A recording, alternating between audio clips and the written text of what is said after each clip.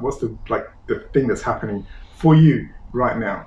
For me, probably just being part of this documentary. So we can talk about this now. Okay. We can talk about it. I won't give too much detail because it'll spoil it. But okay.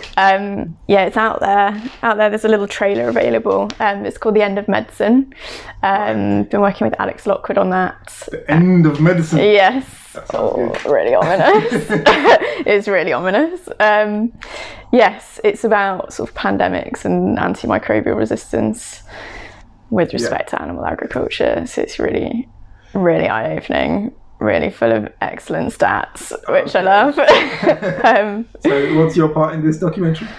I think I'm the only vet on it, talking about kind of my experience in animal agriculture and sort of disease that I was seeing and all the antimicrobials that I was using and how I kind of feel animal agriculture is driving us towards disaster, essentially.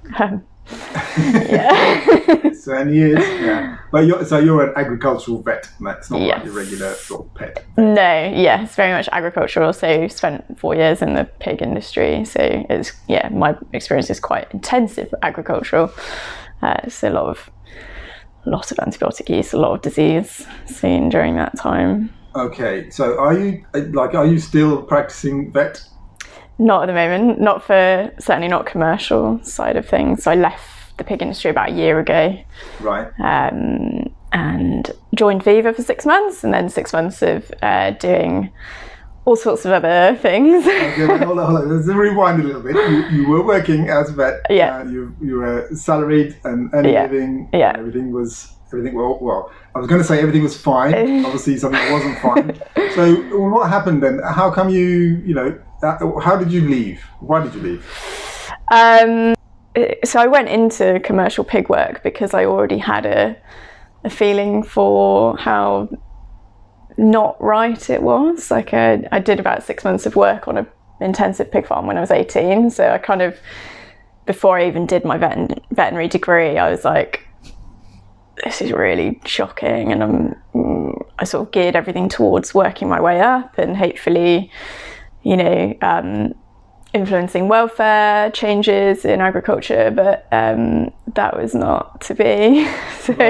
So you went in with a view to focusing on and I kind of felt like there was certainly loads of room for improvement, but I was still a meat eater and I was still very much pro British farming at that point, and I thought, right, this is a track that I want to take and hopefully I can have some positive influence there, because I was really acutely aware of the welfare issues. Yes, and then I left vet school and went into the pig industry, and it became very clear that there was literally no good options. I kind of went through a year of being like, well, I'll buy free range, organic meat and stuff like that. But it was just, it got worse and worse, kind of seeing that every day. Didn't matter what the farm. So after about a year of being in the pig industry, I became vegan, and then I spent another 3 years still working in the pig industry, still horrified by everything. But still sort of just doing my best with trying to influence things and trying to change things, but it was a tough battle. Yeah, so obviously I would imagine that the industry is going to be very reluctant to, I don't know, well, my impression from the outside is that industry is going to be like completely driven by the bottom line. Yeah, which is always profit. and in every way. Is that true? Yeah, absolutely. That's pretty much all it's about, really. And there is chatter about welfare, there is chatter about kind of what the consumer might want, which I think most British people don't want to see horrendous welfare, but ultimately it is a profit thing. So if you can't make a decent profit out of higher welfare meat, then nobody's going to do it. So that's, everything's just becoming more and more intensified, really. And is there such a thing as happy meat? No. So not at all, because everything, they all end up in a slaughterhouse anyway. And the free range farms, organic farms, are not devoid of disease, they're not devoid of suffering, they're not devoid of these production problems that come along with sticking animals in completely unnatural scenarios. There is no real natural scenario for an animal that's being exploited by humans. Yeah, sure. So I mean, even on the pretty picture family farms that you see on programs like Country Fire. Don't mention Country Fire. So do they? I mean, there obviously are small family farms. Yes. But those conditions for those animals, I don't know. I mean, how much of meat comes from places like that? Like 1%, less than 1%. And it's really varied anyway. Like, I think the image that people have of like small family farms, and what a lot of people say when I speak about this thing with like family and friends is, oh, well, I only buy like local meat or from my butcher or my farm shop. But I mean, some of the farms that I've seen in that sort of situation are worse than like intensive factory farms. Not obviously the scale, but there's still huge amounts of suffering, and it tends to be like on smaller farms the income is much lower, and it's so they you can still see cost cutting just as much as the cost cutting, yeah, and also they just can't. They can't always afford like regular veterinary care. They can't, sure. They're not obliged to have a veterinary oversight. They're not obliged to have anything really. There's very little monitoring for farms that aren't assured by like Red Tractor or RSPCA or something. So basically, as long as their stock, if you want to call it that, turns up alive. Which is astonishing sometimes that they do. Like some of the concoctions of hideous disease that I've seen on sort of little family farms is, how are these pigs alive, honestly? Right. It's shocking. But then there's the other end of the spectrum where people do put money into it and do care a bit more, but they're still in unnatural scenarios and going to slaughter, so it's not. Okay, so you were working as a vet, and you were like early in your career, and you were like kind of full of beans to make the world a better place. Through your position, and then so at some point you got more and more depressing. At some point you must have realised it's not working. Pretty early on. I mean, I tried my best, and I was fairly strong in my opinions and my values, and I felt I was quite like diplomatic in speaking to farmers about what was okay and what wasn't okay. But at the end of the day, nobody has to take your advice. Like, you're paid to give advice, so they don't really have to take it unless they're breaking a law. I can say the same thing 12 times and nobody has to listen to me. Right. That was tricky, just because there were a number of farmers who just simply didn't care and didn't care what I had to say. It was almost like a box ticking exercise for them. Right. In that respect. So I want to know about, do you remember that moment when you decided that you're going to do something outside of that you're going to walk away? It was a slow burner, but it was there for quite a while.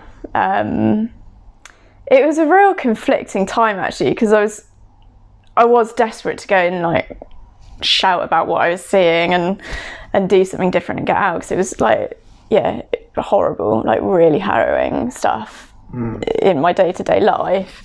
But part of me was like, I didn't really want to leave, because I was looking after like tens of thousands of pigs as a sort of primary vet, and I did do my best with what I could do. And I just thought I didn't want to leave them. It's horrible.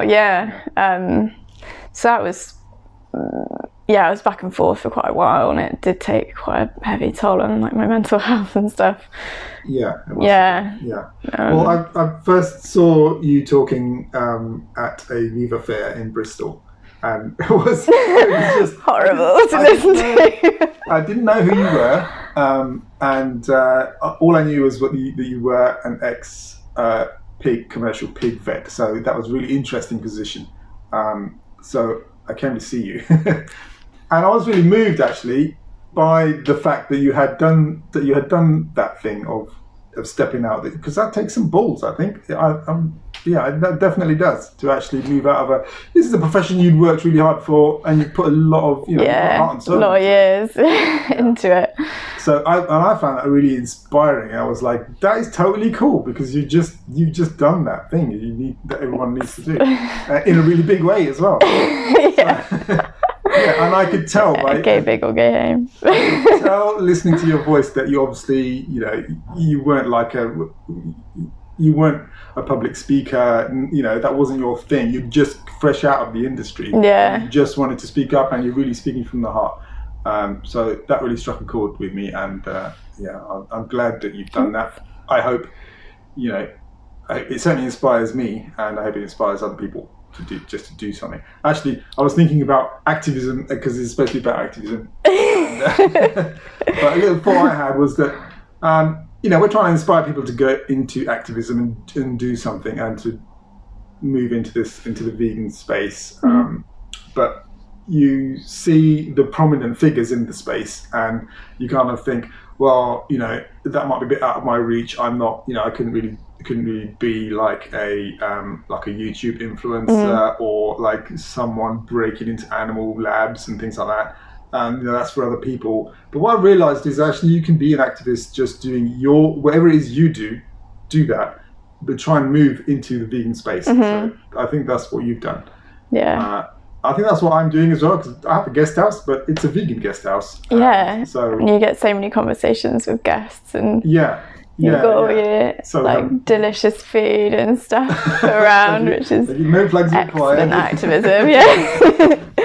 So we're really loving that, and that, we're really lucky to be able to do that. But for a while I was like thinking, well, I'm not really doing real activism. I'm not a Joey Carbstrong. We're not like plant-based news or anything like that. We're just doing our thing and just trying interviews and whatever else we're doing. And but I think that is the essence of it. So just do your thing. 100%. Yeah, and there's such value in having a diverse field of people with all different talents and skills and things that they're comfortable with.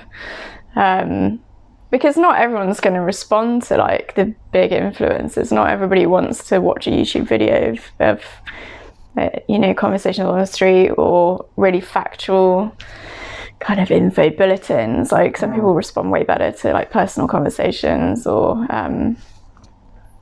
like fun things like songs, or like art or something, so I think people have just got to do their best and do what they can. And it would be great for more people who are vegan, because there's a lot of vegans now, but there's not a huge pool of active vegans, and I think it's just crossing that boundary and feeling into where you're comfortable with actually branching out and being a bit more vocal, or being a bit more kind of out there and sharing stuff. And I think part of that is just staying hot on like educating yourself, I guess, and making sure that kind of what you'd say if somebody said this, or bless you.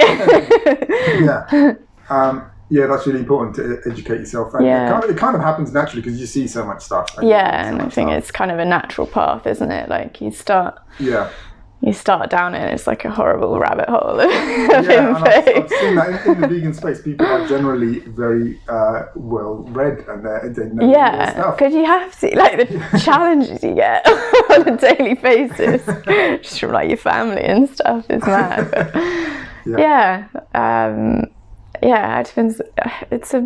it's a big thing, and it's not always clear what's working the best. I think that's what I've slightly struggled with like over the last year, just kind of moving from a very scientific, like precise field of like logic and everything, to something where you can't really measure your results. You can't really, you can strategize and you can kind of think about what effect you want to have, but you can't really measure your effect all the time. So I think it's about trying new things, because you just never know, like if something goes viral or something really has an impact on one person, and then that ripples out. And I think there's a lot to be said for just living your best life, because I think the minute you're kind of comfortable in yourself and comfortable in what your values are like to you, then people will feel that, and they'll take what you say seriously.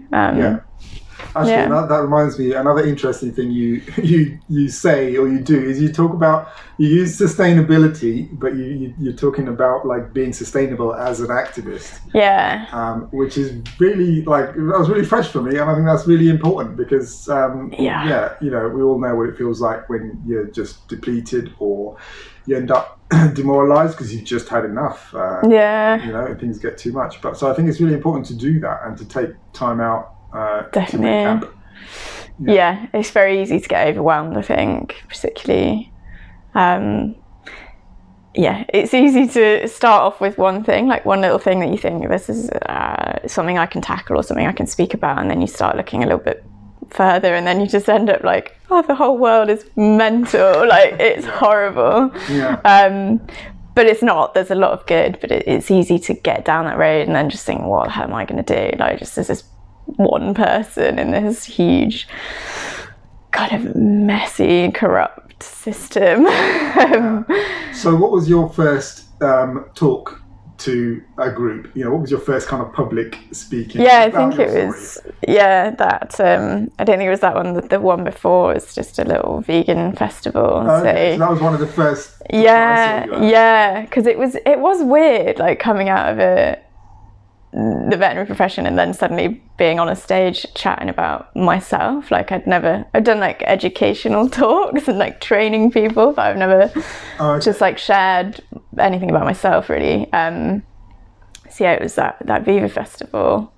And it's hard to know like what's going to strike a chord. So sharing sort of insider information from like the pig industry can often be like quite traumatizing for people to listen to, because there's a lot to be said. So it's like striking a balance between that and like making people feel motivated to kind of do something about it and share it and whatever else going forward from there. But so what's the most exciting activism thing that you've done? Or no, actually, what do you think is the most? I'll start there. What's the most effective kind of thing that you do? I think probably most recent thing was I did a speech at the Rebellion, the Extinction Rebellion. In London? In London, which was last month before, September. And that was part of Animal Rebellion. I just did like a 10-minute speech outside DEFRA, which kind of just I was trying to bring everything together, because I think it's so key at the moment to like join the dots. Like we've got the pandemic going on, we've got the climate crisis, ecological crisis, things on oppression and injustice are really coming to the fore. So I think like joining that all together, and joining the dots and linking that back to animals and their suffering and what that's doing to the planet and to our own health as well. So I crammed that all into one thing, and that actually got shared quite widely, and I did have a lot of like good comments on that, saying, oh, my wife's gone vegan after watching this and stuff like that. Wow. So that really like hearing that, like, and a couple of friends have said, oh, I showed that to my partner and now they're vegan, and that's really heartwarming and nice. So I think that had good reach. So that's like, how long was that speech that you gave? That 10 or 15 minutes, I think. 15 maybe. You obviously wrote it yourself. How much time do you spend writing a 10 or 15 minute speech like that, roughly? Quite a while. I'm really slow at things. Also because everything just feels so huge. Like it's really hard to talk about one specific thing and not mention the rest of it, for me anyway. And maybe a couple of days I kind of spent on that, but it was a weird time, that rebellion, because I kept trying to give a speech and then people were getting arrested and the police were like moving everyone on. So I ended up just I had like 2 different speeches. One was on like pandemics and antibiotic resistance, and another was on the environment. So I ended up shoving that all into one, and it just came out how it was. Wow. Which I think was okay. That sounds really exciting. Okay, so where do you want to go forwards with this, with what you're doing? That's a good question. I'm kind of just taking things day by day because stuff comes up all the time. There's a few things going on that I can't share yet, which I'm working on behind the scenes. Got that documentary that I'm working on at the moment, which is really exciting. And I think from there, just doors will open. I was due to speak at a couple of festivals this summer as well, which obviously didn't go ahead. So hopefully I can get into that again next summer and just spreading the word. I really enjoy like educating and teaching, and I don't know about lecturing, but like quite interested in talking to school students and vet students and universities and stuff like that. Right. Yeah. I think so that's targeting your the youth. Yeah. You found your role. You're kind of an educator in the space. I feel like until that information's out there and widely kind of known, or I get to that end of that, it's just all very flexible, and I think you've got to be adaptable with activism, because it's not always, I can't make the same speech 20 times and it's not always going to be effective. You've got to adapt with the times and adapt with what's useful. Like different social media platforms change, don't they? And it's all very new and adaptable, really. Everything's new. Okay, so can I ask you about diversity in the movement, in activism? There's obviously there's a lot of different things going on. People have very different approaches. So what's your take? There's a lot of different approaches, aren't there? Which is great. Like everybody responds differently to different forms of activism, so it's great to have variability in that. I think the vegan movement's a little bit strange in that there are quite polarizing kind of groups or individuals or just opinions on different things, which you're always going to get a bit of in a social justice movement, but it feels sometimes quite polarizing, and sometimes like we're at each other's throats in certain aspects, I guess, which is not doing the movement any favours. There's a lot of passion. Yeah, absolutely, and I understand it completely, because it's infuriating. It's infuriating when you know all of this stuff and when you kind of understand all the suffering that's going on and it's not happening quick enough. And then you get some people who take that to the point where they're really angry and their activism comes out a little bit angry. And then you've got other people on the other end who are sort of trying to dampen that down, and then it becomes a bit of a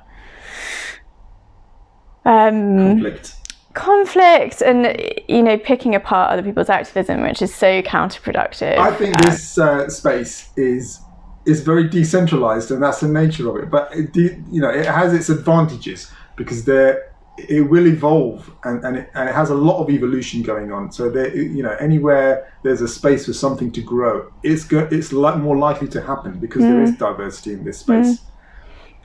So I think it'll help if we remember that, and to embrace the diversity, and probably the conflict is probably a part of that process. I think there's always going to be differing of opinion. It's, I guess, how you approach that and how you deal with that.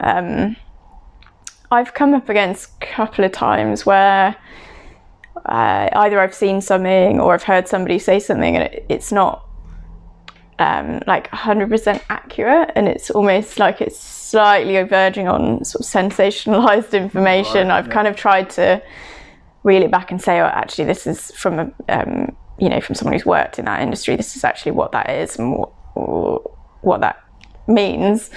And some people are like, oh, thank you so much for sharing the information, and some people are really annoyed that they've been corrected, or try not to do it in a I'm correcting you sort of way, but just I think the minute there's slightly inaccurate information coming out the movement, it kind of damages the whole thing, because then it's so easy for us to be picked apart by farmers or animal agriculture or whatever. It's important to be correct. Yeah, it's important to be correct, but it's also important to be able to take on information, or take on, not criticism, but like understand if somebody says, I'm not sure that's the best way of saying that, or I'm not sure that's the best way to approach something, which kind of verges on the realms of picking apart people's activism. But, you know, sometimes you watch people having a row with somebody over something, and it's just like, if you can take that person aside and say, perhaps instead of saying it that way, you could say it this way, I know people might be more receptive. It's just learning how to take that on board without being offended, or without... I think that's professionalism, I suppose. 100%. And it kind of doesn't really fit in with a social justice movement, this thing, but professionalism, I mean, you have to communicate and you have to give each other space, you have to respect each other's thing. So I think that's a good thing. Yeah, it's a tricky one.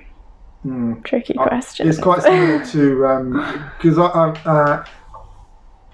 it's very similar to the open software movement as well, which has real strength from the fact that it is decentralized and nobody's in control. It ends up with a lot of different ideas sprouting up and a lot of different things growing, and things get tested very well, so things end up very, very robust. And I think that's what's going to happen. And there's going to be a lot of what they call forking in the software world, but I think there's going to be some forking in the movement as well, where people will just take an idea and bend it and take it in a different direction, which is great. You know, it's just like a forest that's just growing out of nowhere. It's good to see. Yeah, I think that's a good point. Like, it's a fairly newish movement, and it's a time where a lot of things are new, like all the sort of social media platforms and the way of getting information out and the way of communicating with the world is all quite new. So fitting that into a social justice movement is, there isn't a set path. Like, people are obviously going to discover new ways of reaching people and discover new methods that work the best. So I think, you're right on that. Yeah. Going back to this documentary, how significant a production is it?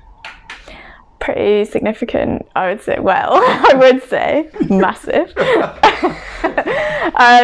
No, it's pretty significant. I mean, BAFTA award-winning director Alex Lockwood, award-winning producer Keegan Kuhn, who did Cowspiracy and What the Health, and then it's executive producers are Joaquin Phoenix and Rooney Mara. So it's pretty big, and from what I've seen so far, it's really epic. Did you say Joaquin Phoenix? Yeah.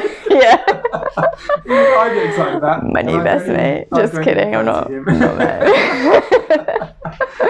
That's really exciting. Yeah, I'm more excited about this than I was about Game Changers coming out, because it's just... Game Changers was mega, because I think it reached a totally different audience to kind of a lot of the things we've seen so far. So it's great, but this is just so topical. Like, particularly, we're in the middle of a pandemic which was caused by exploiting animals. So yes, a documentary on zoonotic disease is pretty prime time right now.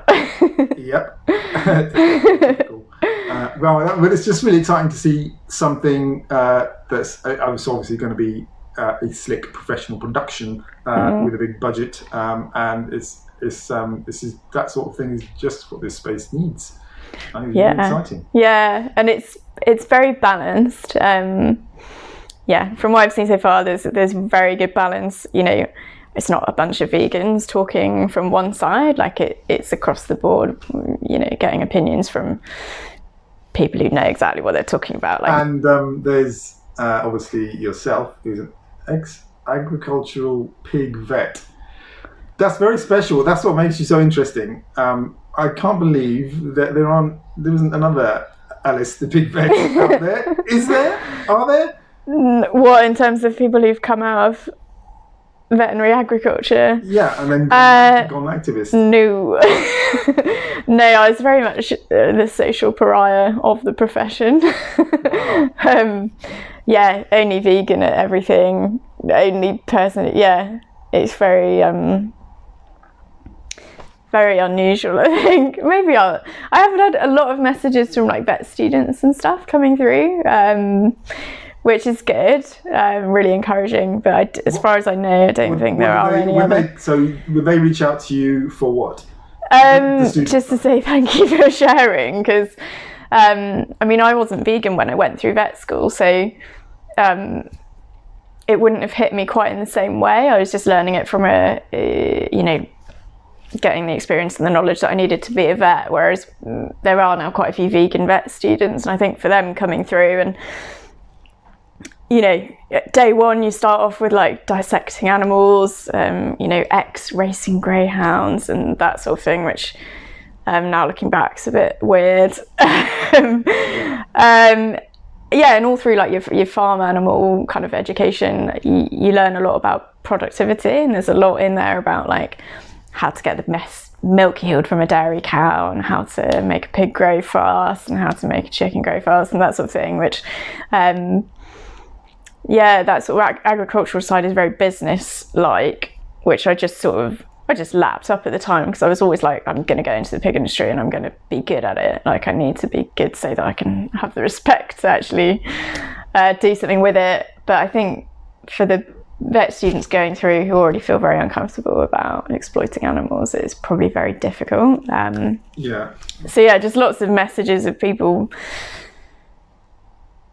just almost relief that there's someone who's been there and is saying, it is really this bad, and we all need to club together and like actually challenge this. And I think as a profession, there's a lot that vets could do if everyone sort of clubbed together and said, we're not going to stand for this or anymore. Okay, so you're the only one that we know of who's broken out and gone activist. Come out of the agricultural side. What you're saying is that there are vegan agricultural vets. I don't know whether they'll go into agriculture. Well, I don't know. Well, okay, there are vegan vets.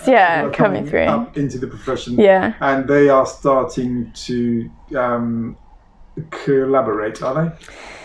Yeah, I think there is a bit of that, and I think the more things that come out, the more people are able to connect. Like the animal rebellion stuff I've been doing, I think lots of vet students are joining that and sort of seeing that there is hope. But there are vegan vet activists. I think all the ones I know of are sort of companion animal vets who are seeing it from the outside and have obviously been through all the same training as me anyway. Actually there's a friend of mine in the US, Crystal Heath, who is quite outspoken. She's a small animal vet, so she does a lot of like shelter work and stuff. Quite outspoken about animal agriculture, and particularly like factory farming and US based practices. And she's had a really tough time. Like, I think stuff in the US is a lot worse than here, in that she, agricultural boards, National Pork Board and stuff are like actively putting her name on blacklists and like releasing memes about her and like really nasty, disparaging stuff. I don't know why I trailed off into that story, but she's it's criticizing her industry. They want to protect their income.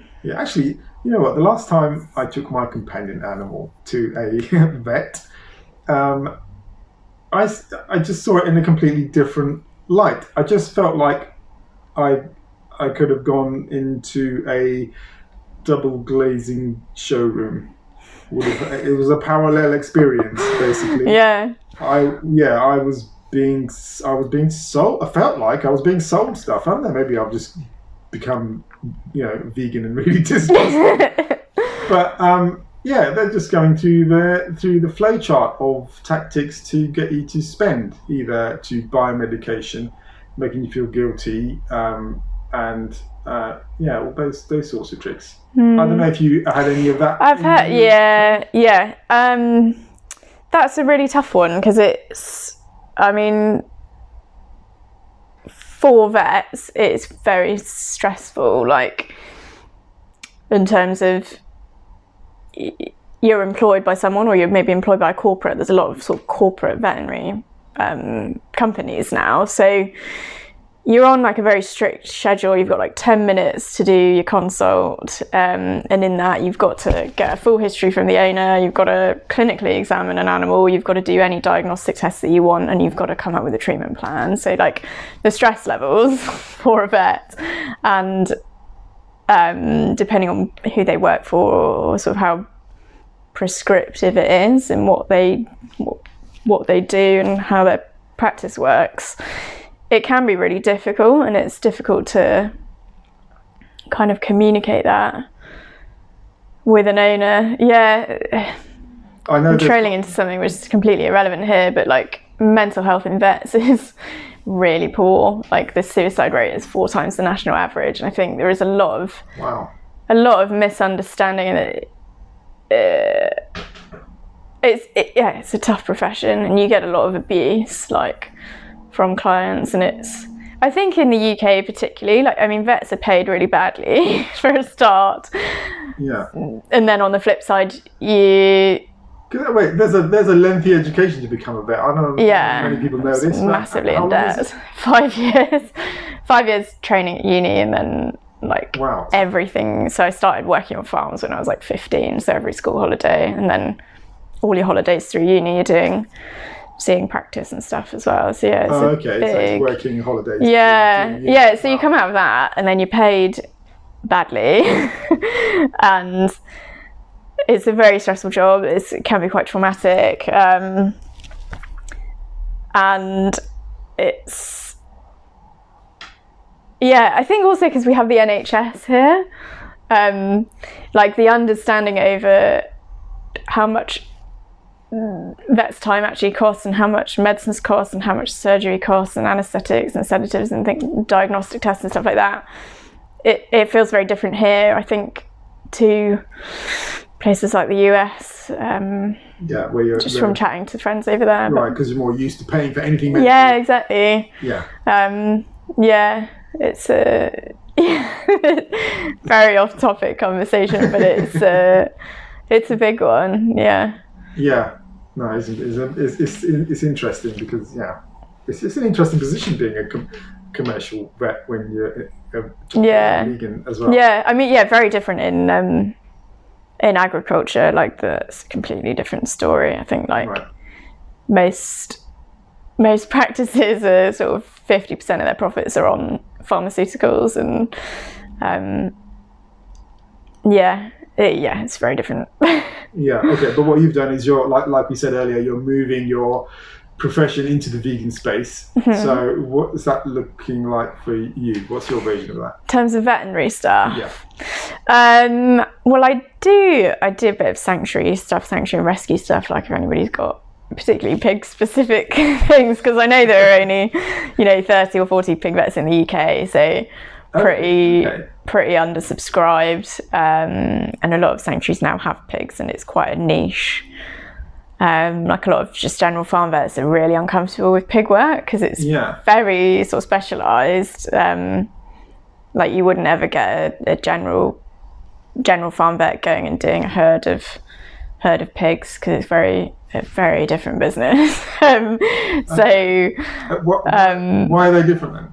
Why is it different work? It's just, I mean, your general farm vet is way more James Harriet. Do you know what I mean? Like, I might go and see a lame sheep, and then I'll go and see a cow with mastitis, and then I'll come back and, a little bit different. I mean, that's changing as well in that more farms are becoming bigger and more intensive, but the pig and poultry sector is way down the scale on intensive and size of farms, etc. So it's a different thing entirely. So pig vets will only see pigs, and that's their whole role. Poultry vets will only see poultry.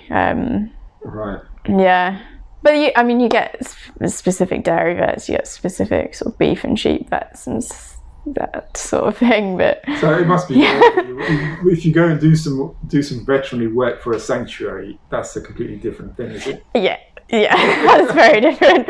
Yeah, that's really nice, because Yeah, I mean, in the commercial sector, nobody really spends time on individual animals unless you're shooting them, really. It's like, I've got a herd problem, so, you know, I might go and do a load of tests, and I might go and do a load of post-mortems, and then I'll treat the herd, or I'll, you know, come up with a plan for a vaccination, whole herd vaccination. You know, it's like a very much that's a single commercial entity. I did try my best to do individual medicine as well. Like, I was very much, if I saw a pig that was experiencing some sort of terrible ailment or whatever, and the farmer wasn't there, I would go and get my injectables out of the car and treat that animal. But that's very few and far between. So, and I was advising on like individual animal stuff, but it was like, try this antibiotic. If that doesn't work, try that one. But by that point, that's going to be 3 days down the line, and that animal's suffering. So probably just shoot it. Like, unless, I'm really sorry I said it, but that's how it is. It's like, kill or cure, essentially. Okay. So sanctuary is really nice. It's like, poorly foot, let's try this, and we'll bathe in salt water. Like, you know, it's actually like seeing someone's family member or pet. It's a nice job. Yeah. Well, I hope that's something that just grows. And it's a tricky one to do. I mean, I'm not doing loads of that, but I've got various friends who own sanctuaries who will ring me from time to time, or say, can you come and have lunch, and while you're here, can you look at this pig or whatever, which is nice. Yeah, well, all I've heard about sanctuaries is that there are lots of them opening, and they're all full. That's some kind of sadly, or, you know, sweetly. But it's still a good thing to see, because it's all part of this vision that vegans have of moving towards, you know, a peaceful world like that. But it's just nice to see that actually happening. It's inspiring, and it's so good. Like, sanctuaries are so valuable, because I think a lot. What was I on yesterday? I don't know. I looked at something and I, you know, made the mistake of looking in the comments, and it was like, to be frank, I don't care about animals. And I think, I mean, that's so alien to me, the fact that people, that was the microphone, sorry. So alien to me, the fact that people might not care about animals. It's really bizarre, but I think it must just be that they've never interacted with an animal and seen how clever they are, or seen how much personality they have. So sanctuaries are super important. Did you watch, this is off topic as well, but My Octopus Teacher? My Octopus Teacher? Yeah, it's on Netflix. It's this guy who follows an octopus for every day for like a year. And the octopus is so smart, it's actually unbelievable. But it just reminded me of the pigs, because they're so clever, and you can have like a full-blown conversation with a pig, and they've got all these different vocalizations and body language, and are just fascinating. So I think, having sanctuaries where people can interact with animals is so important to... I think personally that's where a shift happened for me, when you get to know any animal, it doesn't matter which animal it is, but an animal well enough to actually see traits and personality and emotions and reactions, or like things, you know, going towards things they want and fear, you know, running away from things they don't want. And it's just being alive and playing. All the animals that, like, finally in a natural environment on a sanctuary can actually play. Like, it's it's just great. It's just like having a load of dogs in the backyard. I love going to sanctuaries. We have a little one here, and the same thing happens. It's just you're learning all the time watching them, and maybe we sit for a few minutes and just watch them doing their thing. That's what I like to see, animals just doing their thing. And that's what's stripped from them in farm settings, is that they just can't display any sort of normal behaviour, and they're reduced to like inanimate objects almost. But and your guests just get to see all your animals as well, which is great. Another bit of activism. Yeah, it is. Yeah, it's nice. This is great. All right, this is really good, but I think we've done so much off topic as well. It's really nice talking to you. You're just very natural as a person. Thanks. And it's great what you're doing. It helps that we're friends as well. Helps that we're friends as well. Just having a chat. Just ignoring the camera situation. No, that's really good. I hope it's inspiring people to get more involved, because that's what we're trying to do in our little way. It's great. Doing a great job. Yeah. And when is the documentary due to come out? I think, well, aim was the end of the year, but it might be the start of next year. Still a few bits going on, and then finishing the edit. Great. So yeah, that's not very soon far. Anyway. Right. I'm glad I'm getting this interview in now, because I don't think it's going to be happening when that comes out. Well, who knows? Who knows?